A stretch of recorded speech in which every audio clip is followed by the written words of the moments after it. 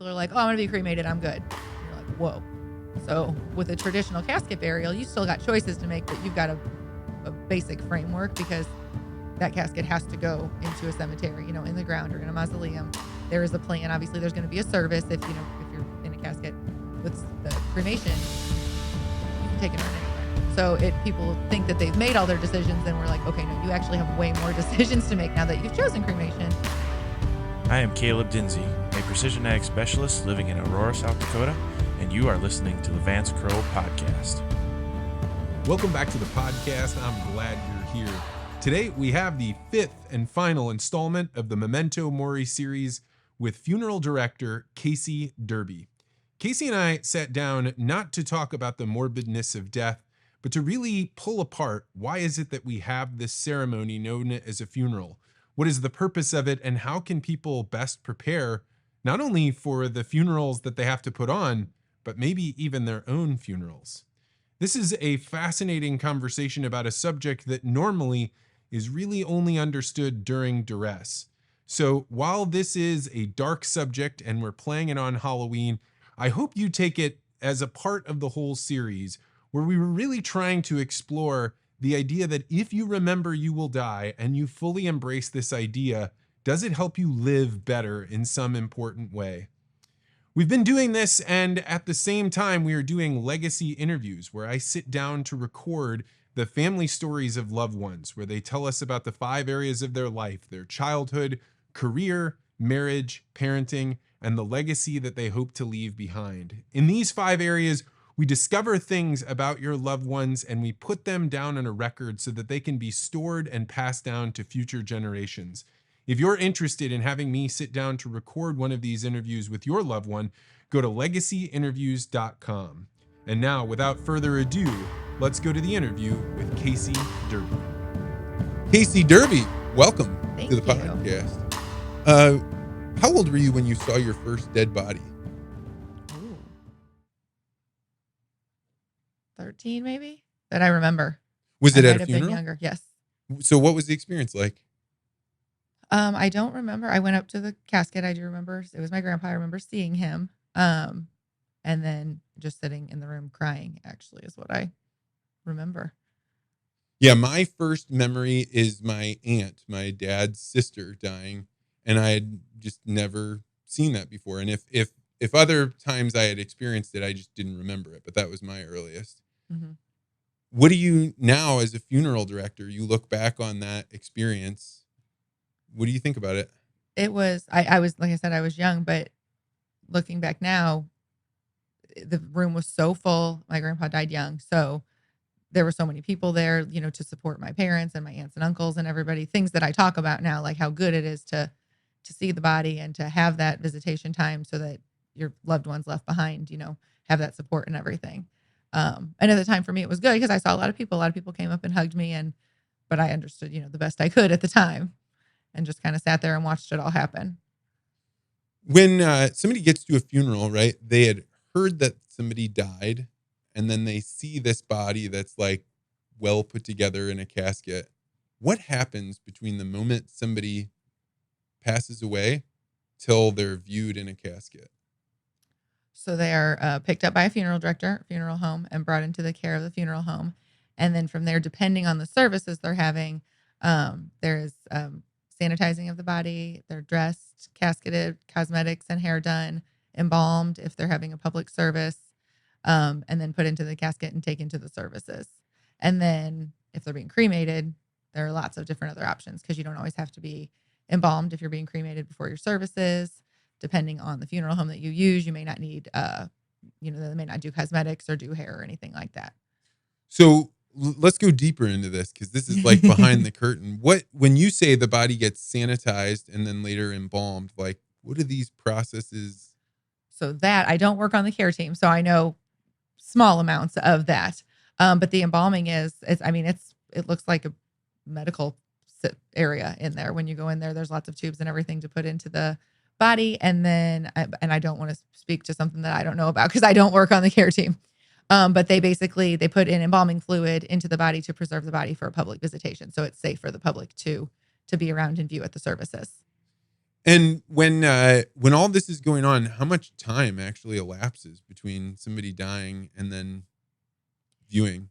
It can happen really fast, because you can do a visitation a couple of days later if you need to. But also a lot of times we have people who families are coming in from out of town, or especially during COVID when we had to wait. It can be several months if it needs to be. That's not ideal, but it can be. It can be. So people were waiting during COVID for. Yes, to have services. I mean, for a while, people couldn't even, leave their homes. We weren't even letting people come into the building because they weren't allowed to make arrangements, which is really sad. So those families have missed out on a big piece. And so the ones who wanted to make sure that they still get that piece, that time with their loved one, and that time to have that ceremony and that visitation, we held on to their loved ones for a long time until they could do those services. How were you guys even prepared to do that? We were not. We have the ability to store many deceased people if needed. And then there was also a task force that was started in St. Louis that we were a part of if it got to the point that it did in some other states where they needed like excess facilities and things like that to hold people. And we never got to that here. Thank God. So you're funeral director. Why is there a funeral director? What does a funeral director do? So legally, a funeral director is the person in charge of a deceased person. So you have a license to do that. So you have to have a license to take care of that and carry that out. So you meet with the family and you make the arrangements, which is sort of just planning a big event and then caring for this family through it all, and then carrying out each piece of that event. But then you also get the contract written. You file with the state for the death certificates. If it's a cremation, there's all kinds of other paperwork and steps you have to go through to make sure that it's, legal for you to do this and everything. So lots of paperwork and lots of care for the family, and then planning the actual events that they are doing, whether it be a celebration of life or a memorial service or a church service, whatever that looks like. It's all so like vague to me. Like if I were to, and I don't know how to have this conversation without being like morbid, but Don't worry like about that. I don't have to worry. Okay. So I come to my parents' house, I find out, my mother has passed away. What do I do next? Do I call 911? Yes, people ask that a lot. And unless someone is on hospice, if they're on hospice, the hospice workers are qualified to take care of that, and then they can call us. But unless there's a hospice worker there, you always would need to call 911 because we are licensed to pick someone up and take them into our care, but we cannot presume that someone is dead. That has to be done by the paramedics. Because somebody else declares, yes, this person yes. is no longer living. Yes. And that seems like an obvious question, right? Is somebody alive? We get it a lot, though. People ask that a lot, especially when they have like a loved one going on hospice and they're trying to be prepared. They're like, do we just call you? And we're like, no. You go ahead and call 911 first, and then unless they're on hospice, of course.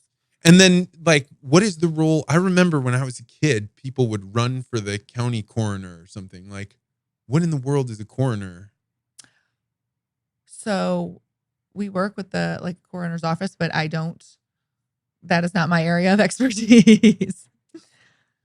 But somebody then declares that they're passed away. There is a medical examiner in the county that does medical, if an autopsy is required, they would do the autopsies. And sometimes it's required based on the nature of the death. Sometimes the family requests it. So in that case, then they would go to the medical examiner first, and then we would get them after that. And then you become legally responsible for the body. Yes, until they are placed in their final resting place, a cemetery, mausoleum, whatever that may be. And what does that mean to be legally responsible for are they a special piece of property? Are they a person? The funeral director has to be there. We have a cemetery as well. So someone, obviously the grounds crew, the people who work in the cemetery, they're capable of placing a casket in the ground, but a licensed funeral director has to be there to sort of just oversee it all. And why did this come about? Like, why do you think? I don't know, actually. I don't know. It's another professional license, just like, lots of positions, insurance licenses and hairdresser licenses. And it's just another license that you can get, and no one else can do it. You can't do it yourself funeral with your loved one. A funeral director has to be in charge.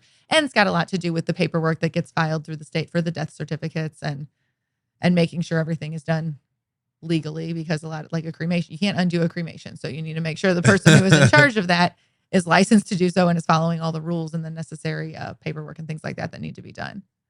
And so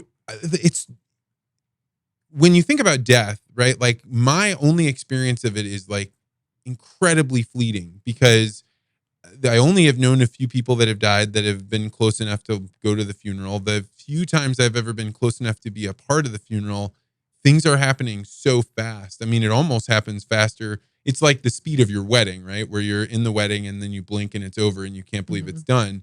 But like it your field seems like one of those things that kind of apparates and appears and then disappears and goes away. Nobody wants to think about it. So that's why we try to talk to families ahead of time, do a lot of education about planning ahead, because then you can save your family some of that time where they, because if you don't plan ahead, like you said, it comes and goes. It's like planning a wedding, but you do it all usually within about 3 days. So usually you take a year to plan a wedding. We're doing all of those steps. You know, you're still booking a venue, sometimes like entertainment, if there's a singer or a vocalist or something like that, and you're uh, booking venues, ordering food, you know, everything you would do for a wedding, but you're trying to do it all in just a couple of days. And as the family, if you're also trying to plan that funeral at the same time, if no roadmap has been laid out for you, that's really hard on them because they're focused on the logistics. So they don't get to really take it all in. And it takes a while after that for them to kind of realize and kind of take in what's happened to them over the past couple of weeks or months. Yeah, the experience of somebody has got to be, particularly if it was unexpected. Like Yes. I'm dealing with the fact that this happened, and now I have to answer all these questions and spend this money and make arrangements and accommodate people. So like, And it's happening so fast while you're kind of in a fog of grief. Usually people are sleep deprived. It's not a good time to make any decision. And then we're like, hey, we got 150 questions for you. So getting a lot of that taken care of ahead of time is a huge benefit to the family. Because yes, it's a lot to do when you're not in the state of mind to be making decisions like that. but I would imagine getting people to start having a conversation about their funeral is one that makes them face the Yeah. mortality, right? Yes. So what do you know about watching people face their mortality? Some people are okay about it, like having that conversation. A lot of people are. We have a lot of people that plan ahead. But yes, some people, it's usually a lighter conversation. You know, you can kind of say what you want. You're just planning your last party that you won't be there for. But some people get emotional about it. A lot of people want to talk to their children, their adult children. They want to know what they would want and what they're going to need at the time. And if the children are willing to have those conversations with them, great. But a lot of times that's where a stall happens because they're like, oh no, they don't want to talk about that. They don't want to think about it. They don't want to think about the fact that, you know, their parents will die someday. We're all going to Oh, die it's the someday. children that have the challenges. Sometimes it's, you know, it's different every time, but a lot of times we'll have parents who were like, well, I want to talk to my kids, and they ask them what they want and they will not engage in that conversation because it's scary. So we try to do a lot of education out in the community about planning ahead, funerals, what it entails, and let people know, you know, just because you talk about your funeral, you're not going to die. Oh, that's interesting. I mean, I would imagine there's like some amount of, if not superstition, just like the ringing in your ears of like, Yes. should I be doing this? Yes. Like the I think they're giving themselves, like jinxing themselves or something. yeah, Yes. right.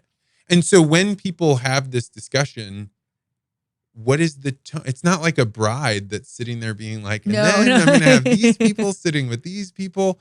Is it a stressful experience?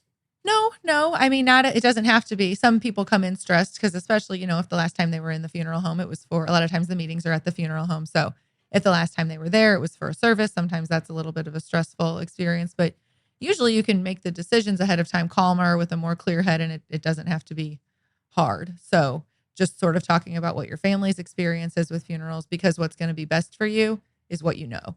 Like if no one in your family has ever been cremated and you're like, I want to be cremated, I'm going to want to have a conversation with you about that, because that's probably not what's best for your family. If they've always gotten to see their loved ones at their service, it's probably not going to be good for just an urn to be there this time.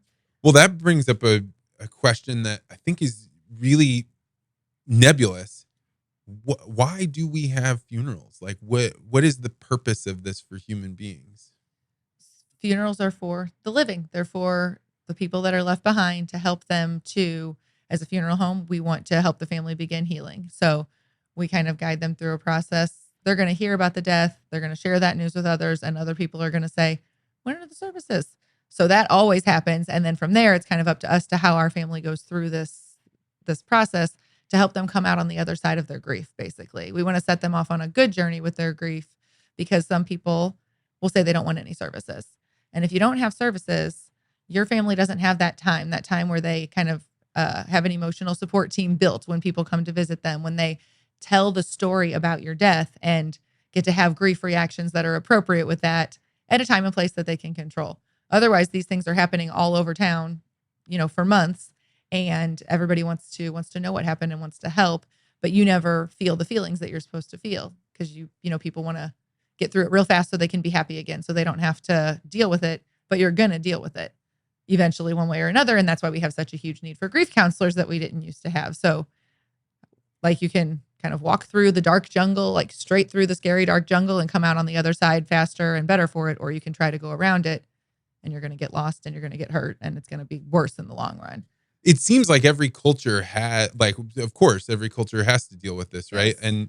And the idea that you could be like, we're just not. I don't want any. I don't want any celebration. I don't want to. So like I know a lot of people in the ag community. A lot of the ag community does legacy interviews, and they're very humble people. And I could imagine in your humility, you would say, well, I don't want people to be crying over me. I don't want there to be a big deal. In fact, one of the questions I ask is, how do you want people to celebrate your life? And most people say either one of two things. They either say, oh, I don't want a big deal, or they say, I want people to be happy. I want people to get together to tell stories. But I'd never really thought about the humble answer being one that could end up causing more pain down the line of like I don't want a big deal made, because you're right. Funerals are for the living. That's like an aha moment for me. Yes. Eventually your family is the one that's going to hurt in the long run. So. And you said there's been an increase in grief counselors. Is this something you've observed? Just like, no, over like 100 years ago, everyone had the same kind of funeral. So they had visitations in their homes.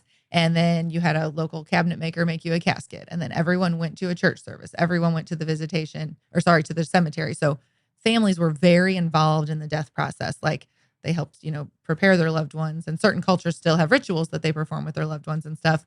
But families were very involved and they came out on it, better on the other side. Well, now and you said cultural, we're really bad in America about, we think that the only feeling we're supposed to feel is happy. So we want to get past anything else that's not happy so that we can get back to there. But feelings are supposed to be felt. So you need to feel all these feelings of sadness and grief and anger and resentment, even if they're not all positive feelings, to come out on the other side of your grief. So, I got distracted. That's a perfect answer.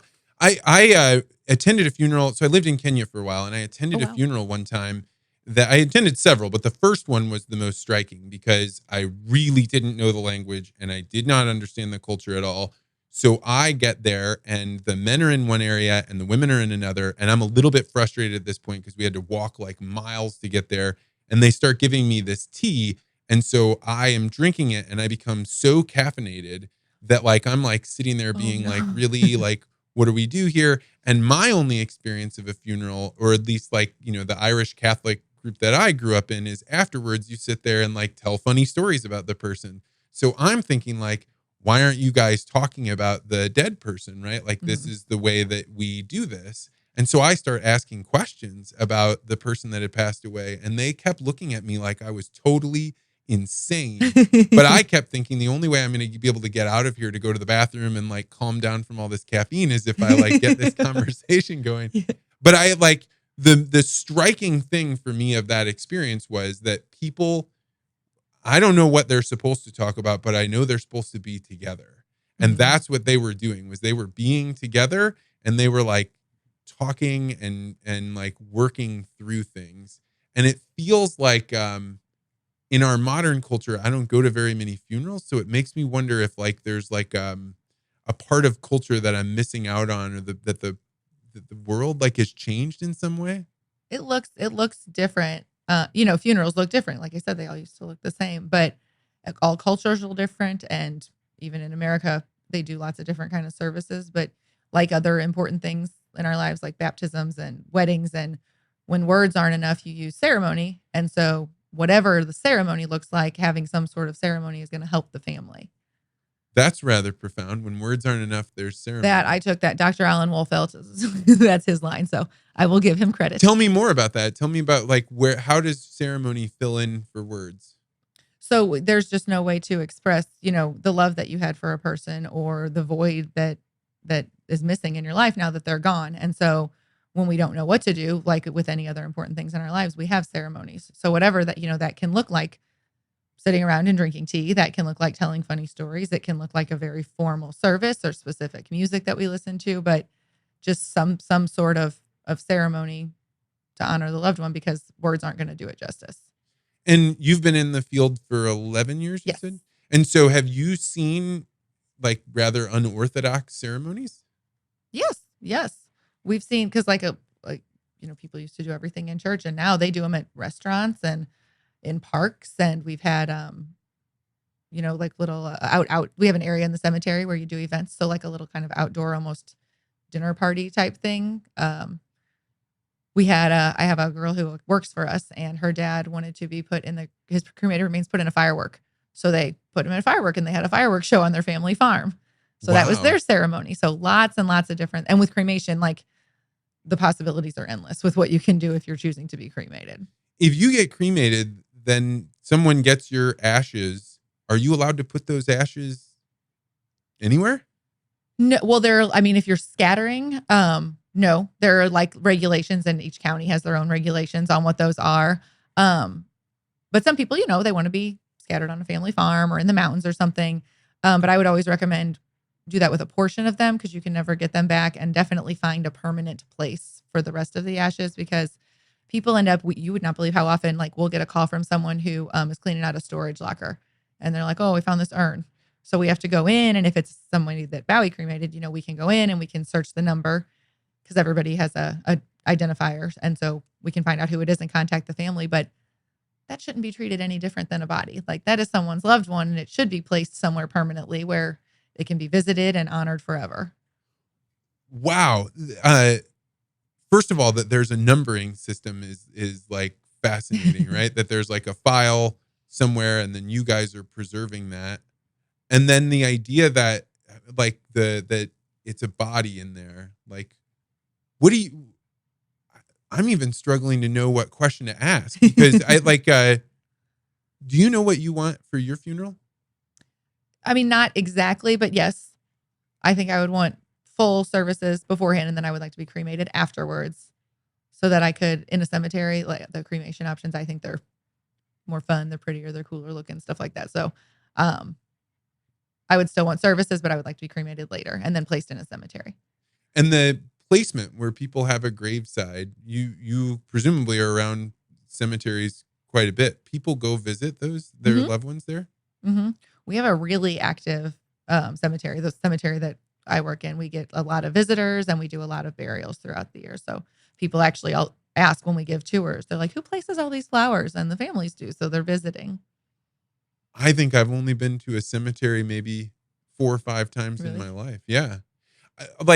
And I don't think that I'm rare. Like, I don't think I'm all that unique. Totally depends too. And I guess it depends sort of, if you said you haven't been to a lot of funerals. So if you haven't lost a lot of loved ones, you may not have a reason to go visit a cemetery. Yeah. I feel like that is a bill that you're going to pay it someday, right? Like, Yeah. either you pass away first, or you have to go to funerals. Yes, And I've yes. just been, racking up the debt there, fortunately, that people have been around. When you are around death all of the time, does it change the way you think about death and permanence? And Kind of. Yeah. I think that I would struggle to practice, because I'm a licensed funeral director, but I don't practice that day to day. And I think I would struggle to do that every day, and take it home with me, because, you almost have to do that or find a way to shut it off. And you don't want to become numb to it, of course, because you need to be available for those families. So that's a line that the funeral directors, I think, have to walk.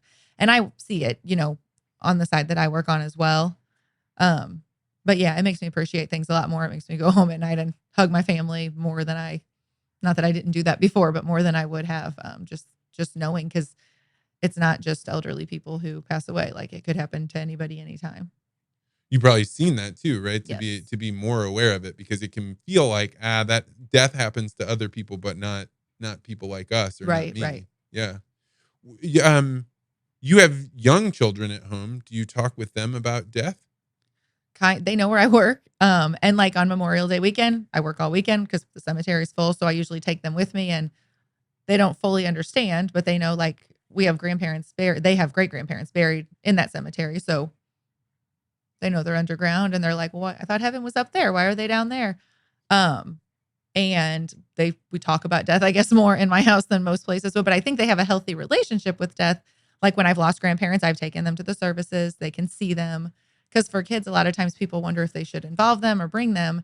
And if you don't, they know that they had someone who loved them in their life who is just now gone. And that's what death is to them. Like, They're just gone. yes. And so that's really hard for them. People think they're going to harm them by letting them see their deceased loved ones, but that's not the case. Yeah, I got a long thank you letter. At one point, I had a family friend pass away, and I went to the visitation at their house. So it wasn't like with the body there, Mm-hmm. but I had to take my daughter. It was either not take my daughter and not go, or go. And I got a really long letter from the wife thanking me for bringing she was Oh, like an infant daughter, but it was like, this is the circle of life. This is like so wonderful. But it was like not an easy decision to bring your child yeah. there, because you're like, do I want to, death is this dark thing, and this is like this loving little child. What Yes, do I want to yes, do? And you think, bring children if you for can. sure. They don't understand it, but we don't even really fully understand it, death and afterlife and everything. So sometimes their thoughts about it and the things that my kids have said are more profound than anything I've ever known. So they understand as much as they understand, but it's better than them just never seeing this person again who was if it was a person who was a big part of their life. Yeah, I guess I think about the old trope about the dog went off to a farm, Yeah. like that, and then you're just like, oh, I thought he was happy somewhere else. Yes. Well, and then it can give them, if that is the case, and especially if we're not doing a good job explaining it, they can come, have separation issues and things like that. If they just think that someone leaves and that means they're dead, what does that really mean? That kids can really struggle with Wow. that. So I'm a big advocate for, bring the children. And being around cemeteries, then you probably see that there's all different types of headstones. Some, very modest, very small, some like large monoliths. Mm-hmm. Tell me about that. What makes a person decide what they're going to put there?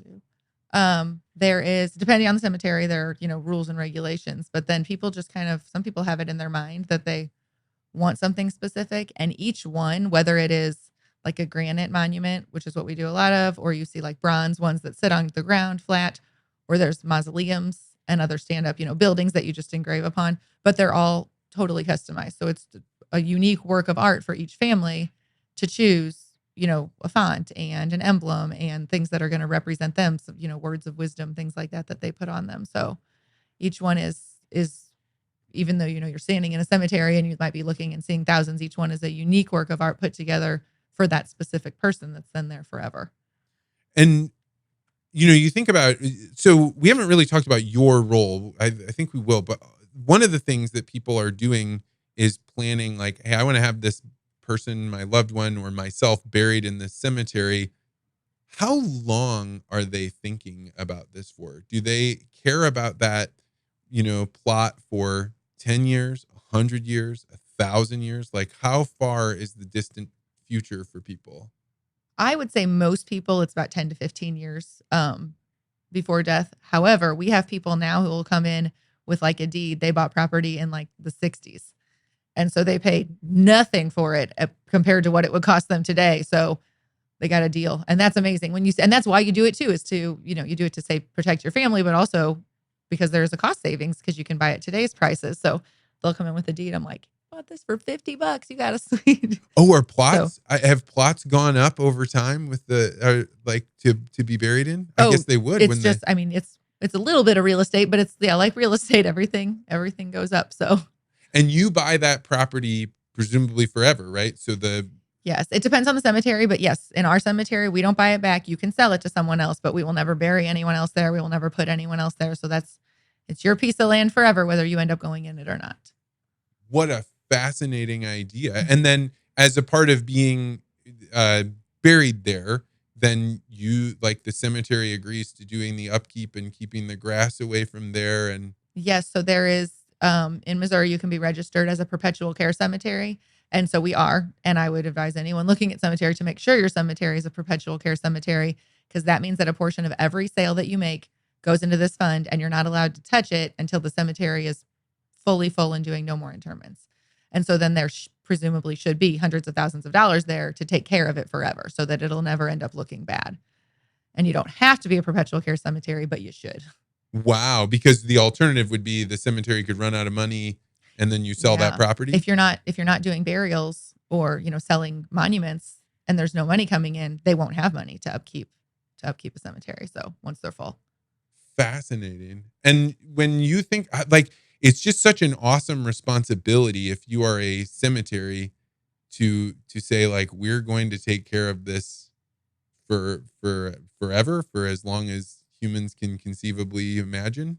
There's always going to be heirs to this person. More and more people will be born, more family members. But we always tell people in the cemetery, we have a lifelong relationship with you. So we want to make sure everybody's where they are and everything looks amazing and they have a very peaceful experience when they come to visit, because they're going, families are going through something anyway when they've just lost someone. So we don't want to do anything to add to their stress.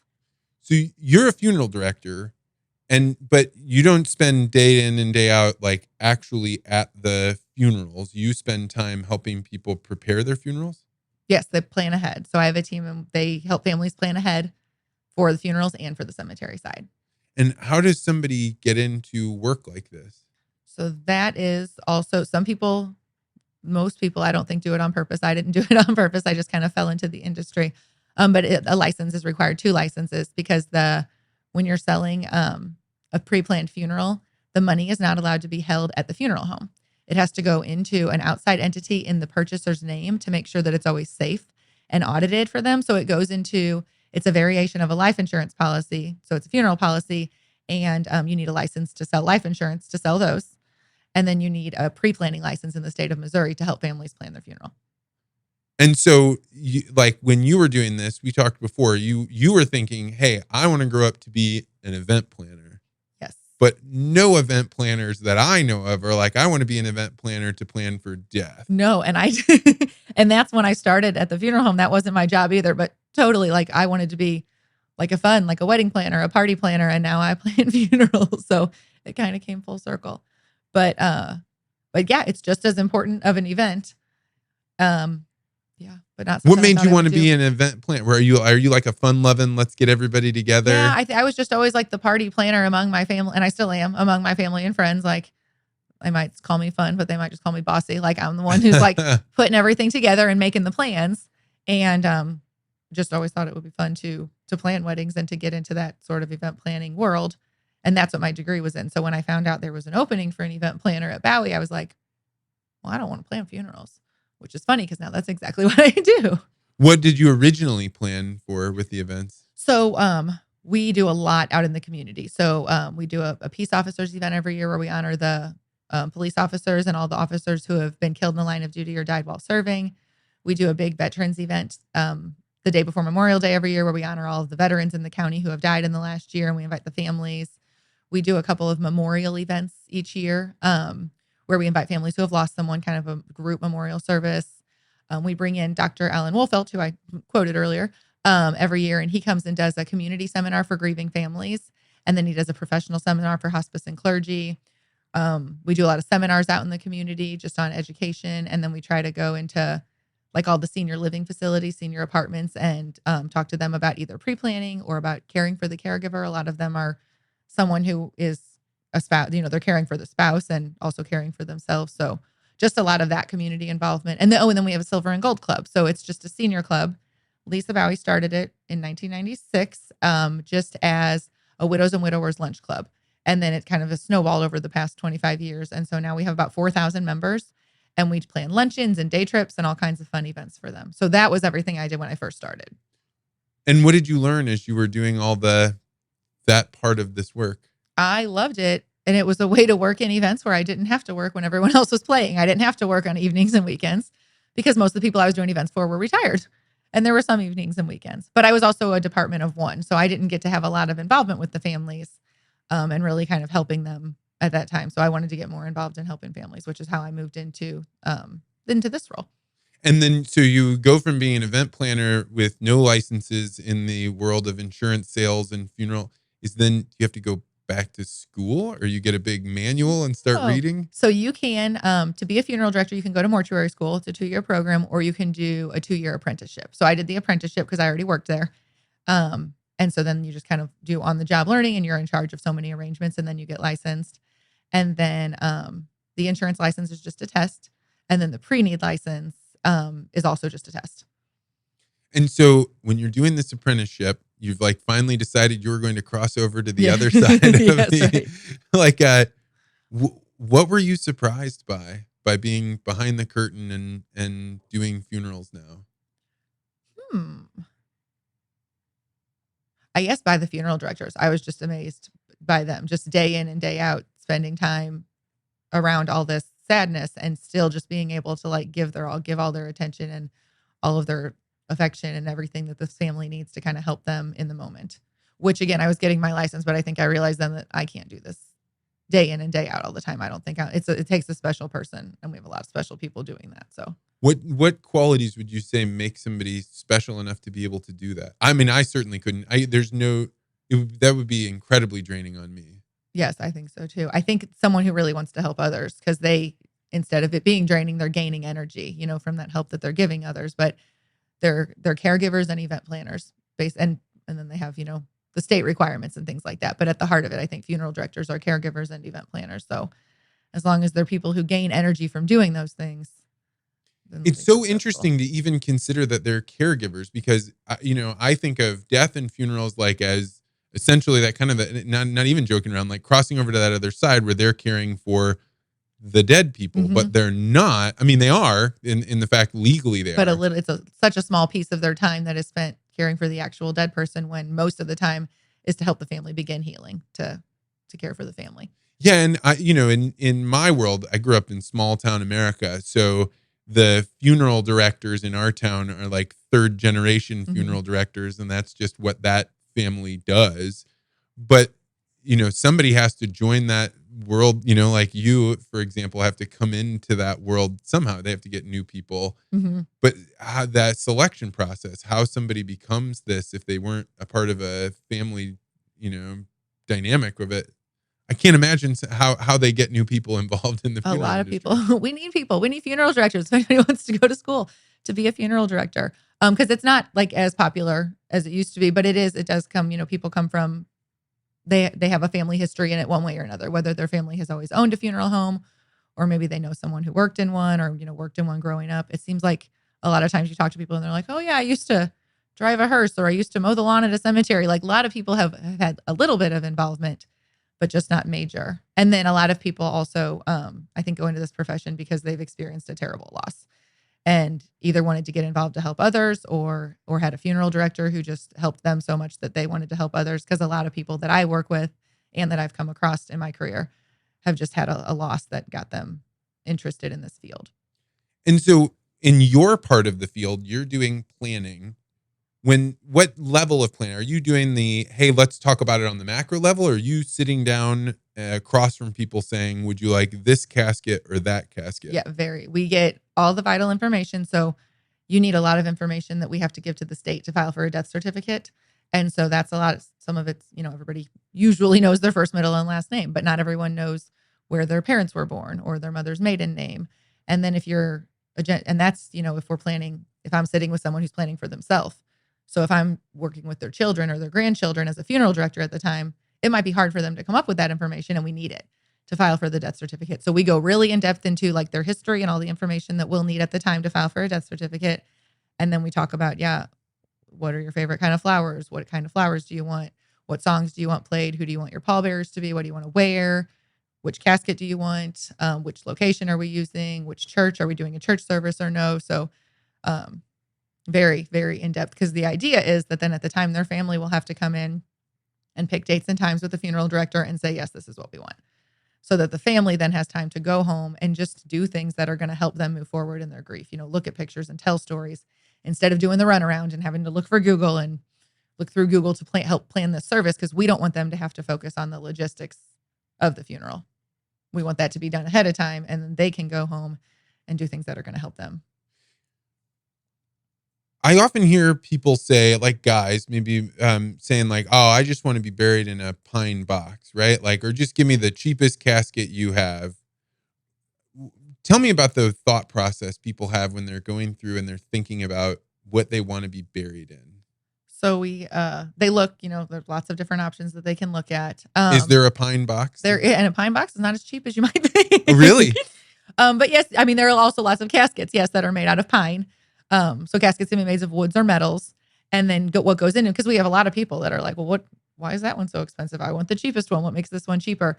And it depends on the materials they're made of. So if it's a metal, how thick is the metal? Because that's going to make a difference. How strong is the casket? If it's a wood, what type of wood is it made of? Because some woods are more scarce, so they're going to cost more.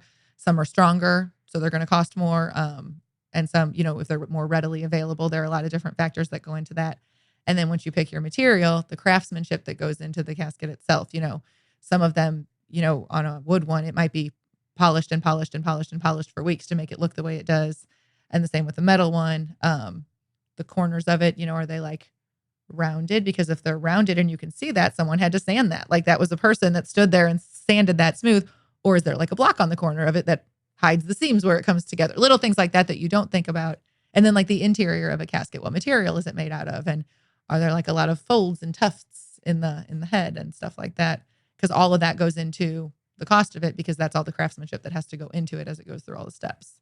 And as people are imagining, like wanting that to be beautiful, is the thing that they want it to be beautiful for the ceremony, or do they want it to be, because it's it's a weird thing, right? You're putting it in the ground.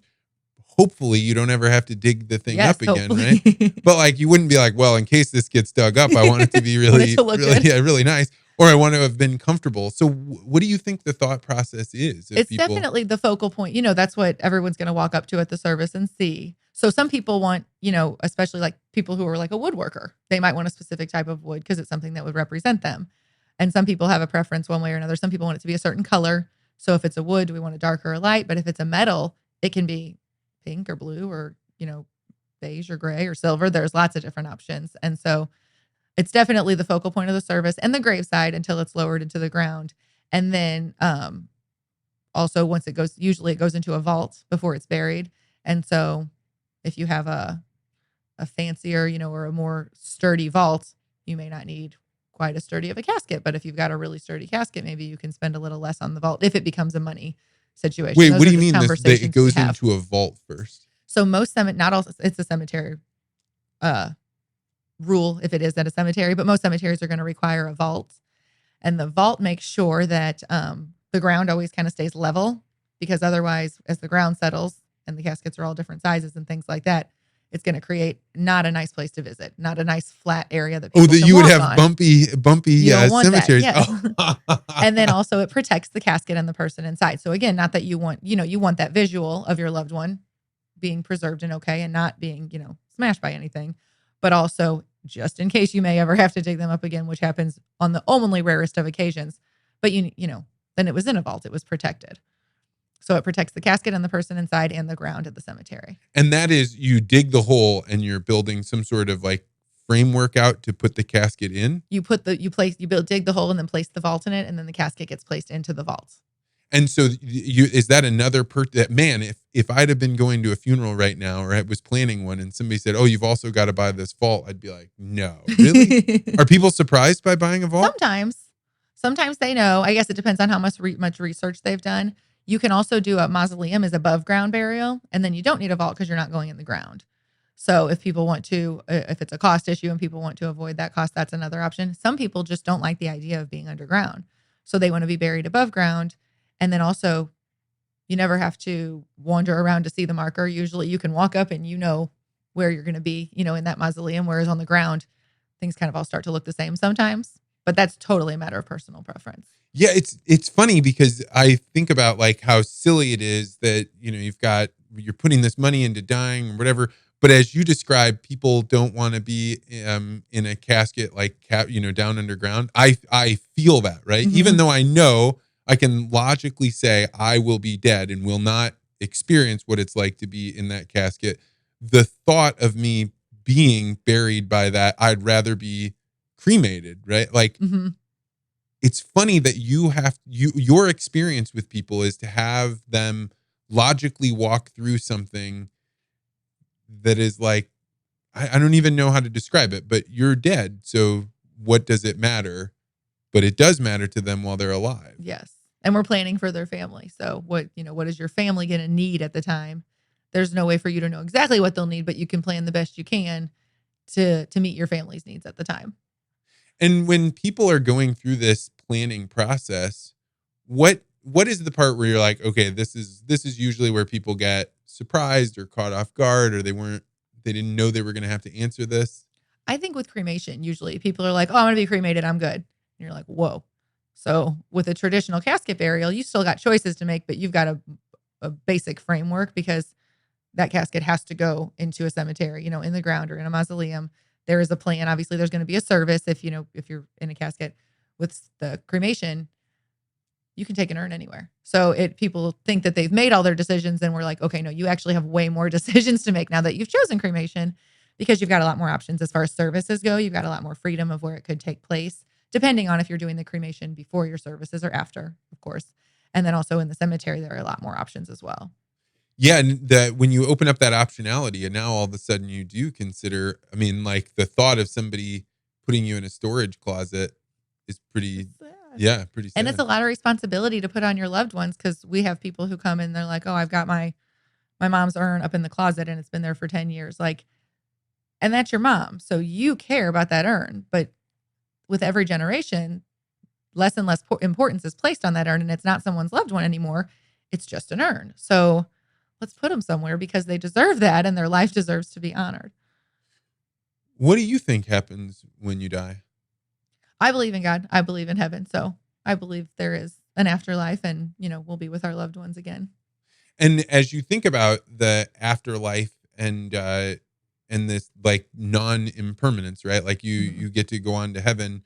w- Um, how does that get reflected in your ceremony? How does that like what do you think is important about reflecting where you're going from where you were?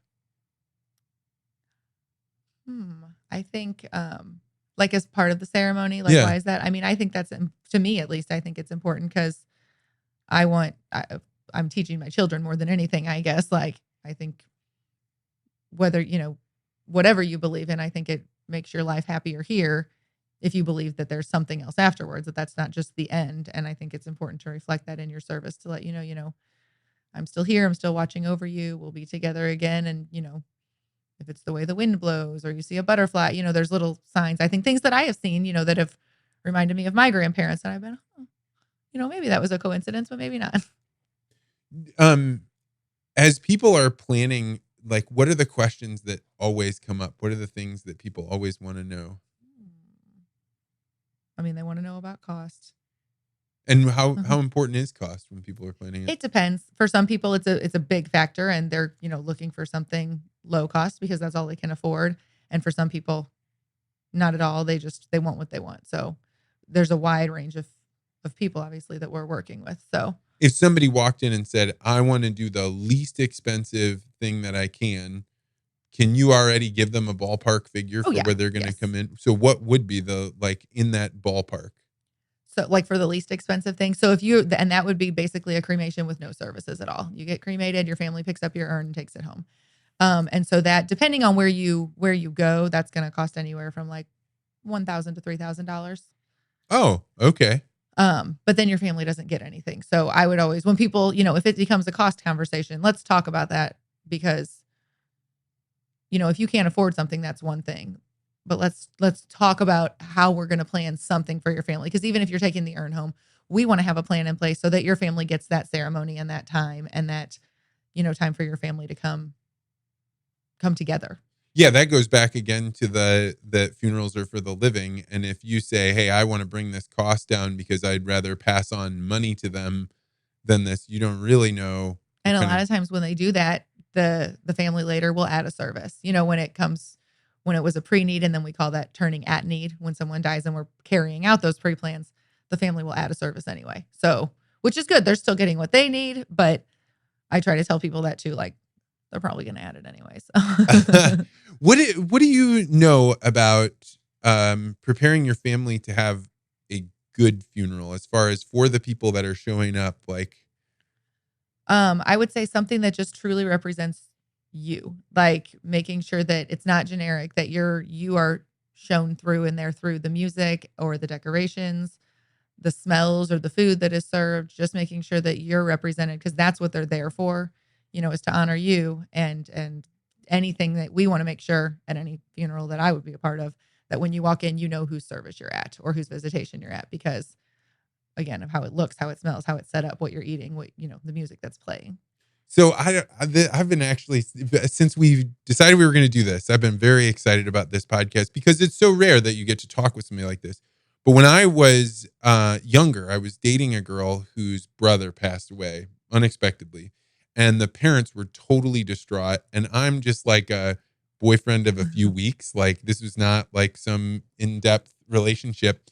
And the mother, when I walked in, handed me a camera and said, would you take photos of people as they go up to the casket? And I was like, I don't think people want to be photographed as they're, grieving at the casket. One, am I right? People probably don't want to be photographed in that experience. So it's so funny that you say that because we've been having this conversation lately at work. Like, should we offer that, like professional photography? Because some people, I think, would be totally weirded out by it and not want it at all. But there are people who hire photographers to come out anyway. And you don't probably want a lot of pictures of the deceased, but you are taking a picture of like a very important moment in someone's life when they're saying goodbye to someone they love. Also, you might have family there from all over the world, maybe that's never together and they're all dressed up and you might want pictures of that. And, just an emotional, really important time. It's just, we just had that conversation because people are doing it. They're bringing in their own photographers. Well, I'm glad because I don't even think I've ever discussed this, but it's always been one of those things where I ended up being like, no. And it was like a really you told her tough no? in the moment. Yeah, because I was like, I want you to like me, but not as much as I want to not like impose on these people here. Well, especially, being the boyfriend. I'm right, sure. like who's now, that guy? Yeah, maybe the parents like me, but now all of the friends think I'm like the word, and maybe they wouldn't have cared, but I knew but I've never really been able to ask anybody because I asked the funeral director and he was like, well, it's a personal choice. You just have to make that on your own. Cause I was hoping somebody else would take care of the problem for me. But as you think about this, like there must be a lot of circumstances where at the funeral, one person wants one thing and another person wants another thing. How have you seen that play out? That's a huge reason to plan ahead because it does happen because this is not a situation where anyone's willing to compromise. Because if you have multiple children, everyone wants what's best, for their mom.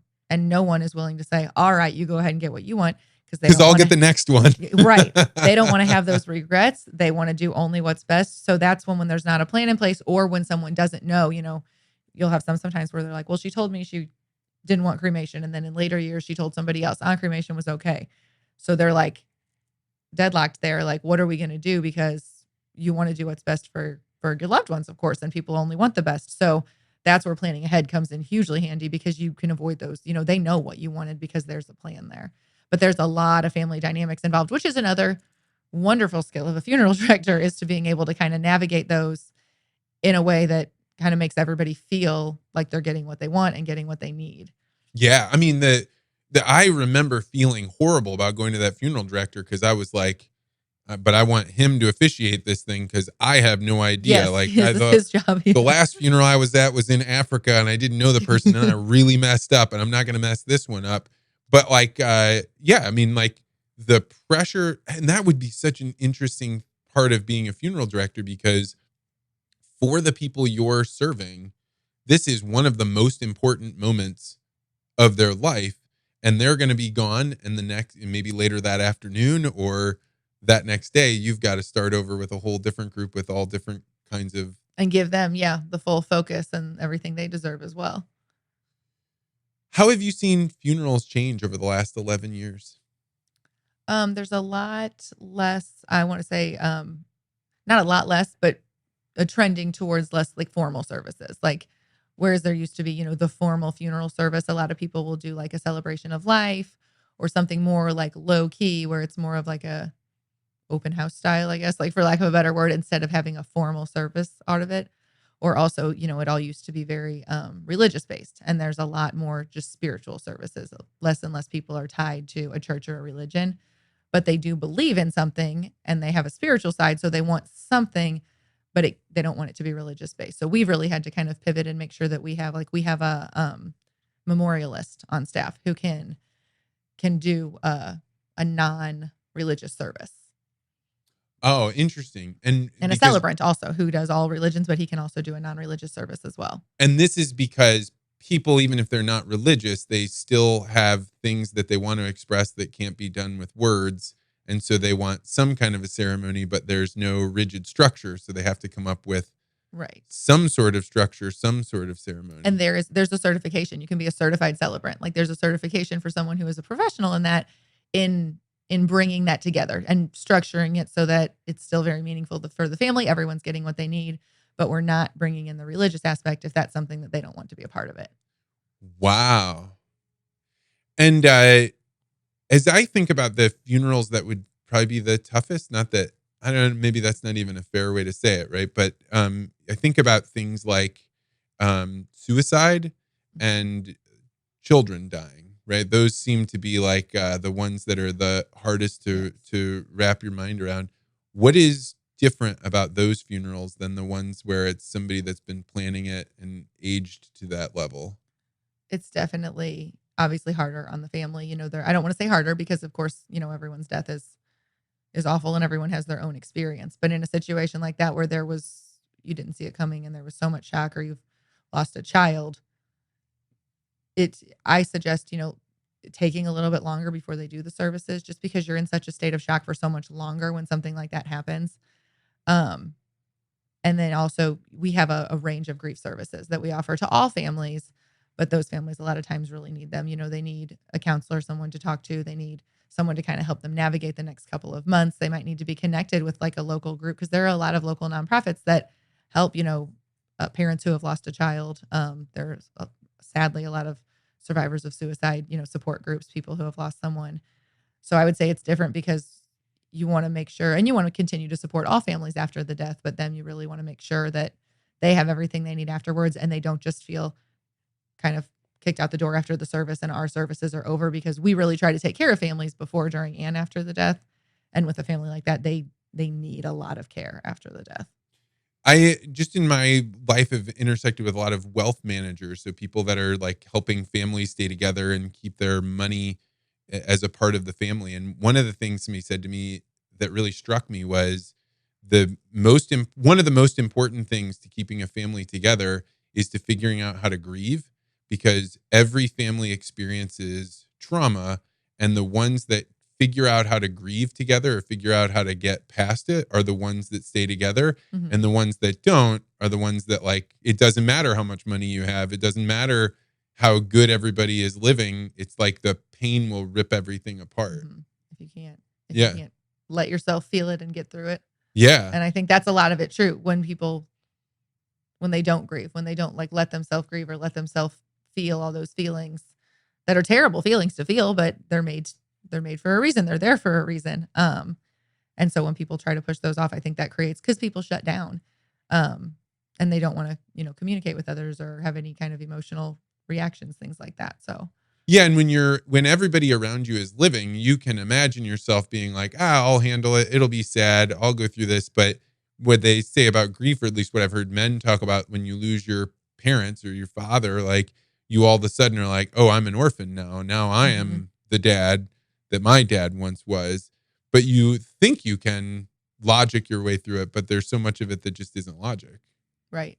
That we don't you can only comprehend so much of it, and you're not the same after you lose someone like that. You can try to tell yourself all you want, I'll get through it and then I'll get back to normal and I'll be okay. But when you lose someone, we see pieces of ourselves in the people we love. So when you lose someone, you're different. And so you'll be different. So you have to let yourself go through that process and become this new person that you weren't before. And if you're not willing to do that, that can be a real struggle too.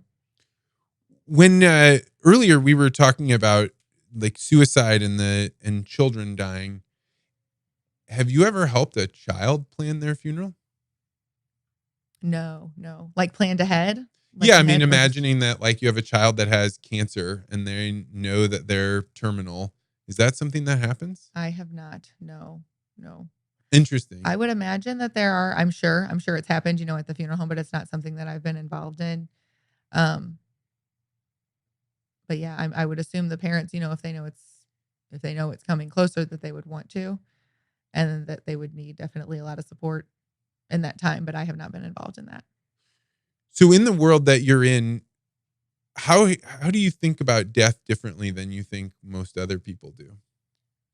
I mean, I'm okay. I'm okay with talking about it, I guess. And I think it's important to talk about it. Like even my parents are like, oh, I don't know. And like it's different when you're the funeral director now. Like I'm the funeral person, so nobody else needs to worry about anything. But I'll tell you, even with my grandpa's funeral, they were like, oh, Casey can just help with a lot of this stuff. So they didn't think they needed like the funeral home involved. And I don't want to say it was a mess, but there were plenty of things because I don't do that day to day that we needed a funeral director involved for. So, and when I have lost someone, I'm not the funeral professional anymore. Like I'm the granddaughter. So my role Uh, within things is different. yeah, your Um, authority is different. yes, yes. And you know, I'm not thinking clearly through it like I am through other things. What if people are saying, "Hey, I want to plan my funeral." What first of all, where do they even go? How does one even begin this process? So I work for Bowie Funeral Home, so I think everyone should use them, of course. But any funeral home usually has a pre-planning option. Most funeral homes have someone on staff who can help you put that together, plan and put that together, and kind of talk you through it. Because a lot of times people will come in and they don't even know what to ask. Like they're like, "Where do we start?" So kind of talking them through because some people don't know. They're like, "Well, I don't know. I don't know if I want traditional casket or cremation. I don't know if I want a church service or just a memorial service." And so any funeral home, like I said, should have someone on staff who can kind of walk you through that, through your different options and kind of help you go through what things have looked like for your family and then help you decide what's going to be best for your family moving forward. What should they be asking first? I don't I mean, lots of questions, things like, if it's a cemetery, do you have a perpetual care cemetery? If it's a funeral home, are you doing your own cremations? Um, are things contracted out to other companies? Or if something is going on, do I know who's going to have my loved one and who's going to be taking care of it? I think those are the important questions. Not necessarily like what color caskets do you have? Because of course we'll get into that. But how long have you been in business and are you open 24 hours? Things like that, just to know that someone's going to be there for you. If you're planning ahead with a firm, with a funeral home, you want to make sure that they're going to be there for you and do everything you need when the time comes. Are funeral homes open 24 hours? So I can't speak to all funeral homes. Is your funeral home Yes, open? we're not open 24 hours, but we do have a call center. Someone is on call every night. So there's someone answering the phone 24 hours a day. And if it is a death, the answering service wakes up the funeral director and they call and someone will come out and pick your loved one up 24 hours a day. So yes, so someone's not physically at the funeral home, but two people are on call every night and will be there within an hour. These are things I would never even have considered. I would just be like, wow, it's office hours. Yeah. Call us back at 9. Nope. We'll come anytime. It's sometimes family wants more time, but yes, there is someone from the care team who would go and pick someone up and bring them into our care, and then a funeral director to talk to the family. And when you're talking with your friends about the role that you have in the world, are they open to talking about your work and what you do and the things you're seeing? Yeah, they think it's weird. Like a lot of like, especially when I first started there and I was doing all the events, they're like, "What is your job? You work at a funeral home?" But yeah, no, they're definitely, I think, more open to hearing, to listening, and not being afraid to talk about it, which is good. Not being afraid to talk about death. And like some of my friends have gone through terrible losses that my like knowledge and resources have really been able to help them through, which makes me happy to be able to help my friends more than I could have, of course, in the past. What do you wish people knew about funeral directors and funerals that they don't know? That they're not scary people. That they're not. That if you talk about your funeral, it doesn't mean you're going to die. So it's okay to talk about. But I think people, because I did before I started working there, you have this vision of the funeral director, like stiff black suit, scary person to talk to. And they're all the funeral directors that I work with and that I've come across. They're wonderful, normal people, and they're not scary to talk to at all. And they're fascinating. They have a wealth of knowledge that you probably don't know anything about. So Yeah, and seeing like all the family dynamics and what can happen in life. And yes, they're like counselors too. They can help you through some stuff. well, Casey Derby, this has been a really interesting conversation. I've been really looking forward to doing this. If people wanted to learn more about like you and the services that your funeral home offers, how would they go about that? So Bowie.com, B as in boy, AUE.com is the website. And we're always doing different kinds of events, things for families. And, we're running a cemetery. The cemetery website is scmemorialgardens.com. We're actually having a promotion this month where if you have an urn at home, we will inter your loved one at no charge, because we want to make sure that people can get their loved ones buried, that they're not in their closets and in storage facilities and stuff. But both of those websites have all the information about the businesses and have more information about me. Wow, that's actually, I was, as you were starting to say that and like promotion, I'm like, oh man, how do you do a promotion for a funeral home? But that actually That's me. I don't know. Yeah, there's not a great word to call it, but that's what it is. It makes a ton of sense, right? It's one of those things where you have this challenge sitting in your, maybe it's a burden or it's a responsibility or whatever, sitting somewhere, but to be able to relieve that burden and figure out a way to do it, good for you guys. Yes, in the month of September, yes, anyone who wants to come in and meet in the month of September, we will do that at no charge for them, because, some people end up with 3 or 4. That's just, it's a big responsibility and it's sad. We need to get them somewhere and get them memorialized. Well, Casey Derby, thank you so much for coming on. Thank you very much.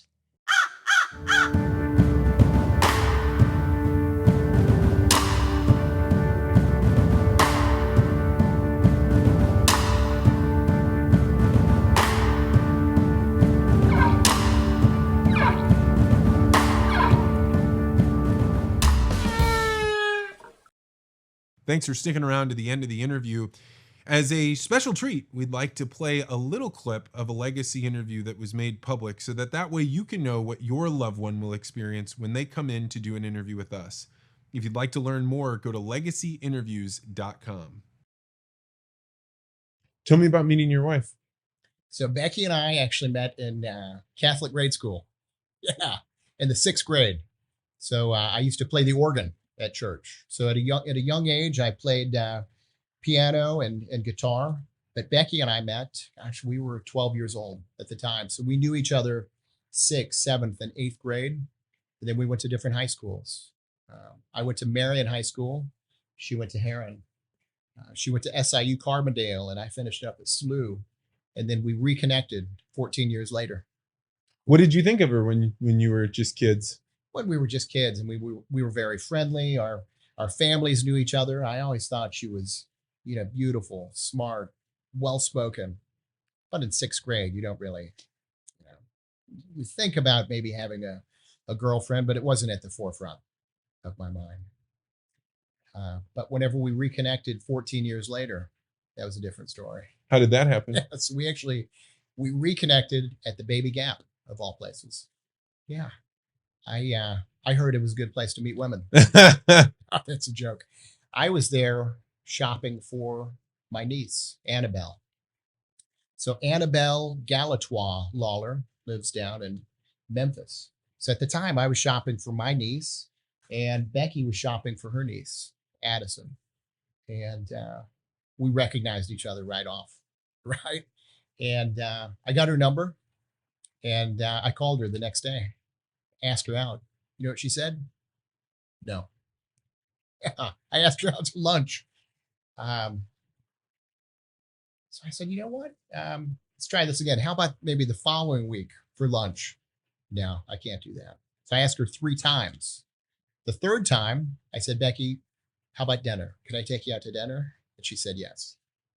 So first date, I'll never forget. We went to Barcelona and Clayton, had some amazing tapas and some sangria. And we were sitting at the bar, and the bartender, we just kind of hit it off. And I'll never forget, the bartender said, how long have you guys been dating? And we asked him, we said, well, what do you think? He said, a couple years. And we said, is this a date?